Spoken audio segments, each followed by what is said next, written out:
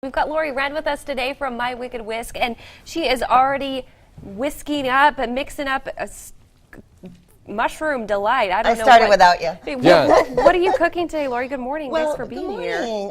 Spencer asked me to come up with a recipe that was Lent friendly, which is no meat. And a lot of people like the meaty texture of portobello mushrooms, and it's not eating meat. So and some people even have those portobello burgers and everything. Just replaces the meat outright. I think they're super delicious. They have a lot of flavor. And so for the we're going to do a stuffed mushroom. We're going to bake it, put cheese on top, and then you can. This recipe is actually for 4 mushrooms, which you could serve 4 people an appetizer or 2 people a meal. There you go. So what I've got cooking up here, I put a tablespoon of butter and a tablespoon of olive oil, and then I've got 2 cloves of garlic, 2 shallots, 2 small shallots, and then the stems.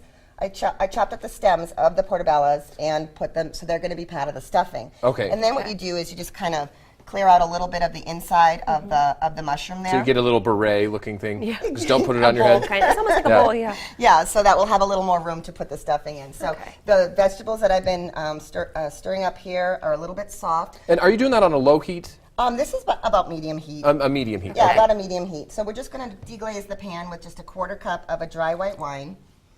Let that cook down a little bit. You want the alcohol to cook out of that, so that'll be like another minute. You want to cook that out. And then we're going to add 6 ounces of chopped fresh spinach. And this is going to take a couple minutes to cook down. Yeah. It looks like a lot of spinach, but honestly, it shrinks so much. Yeah, it shrinks up so much when it's cooked. So we're going to just saute that for just a little bit. And while we're doing that, tell us about some of the classes that you have going on, because you have started teaching some classes, I understand, in Eagle. Yeah, my passion is cooking and baking, but I also love to teach people how to cook and bake. I'm not a certified chef by any means. I just foodie with a passion for food, right? So I started teaching some cooking classes at Crush Wine Bar in Eagle. I've got one coming up this Sunday where we're doing ravioli, homemade pasta, everything from scratch. That's good. Super delicious. And then I have another one coming up on April 12th. It's a risotto class. Ooh, yeah. All right, so check those out if you're interested. Of course, mywickedwhisk.com has a lot more. You can go to the Facebook page of Crush Eagle and then click on the events, and it'll list.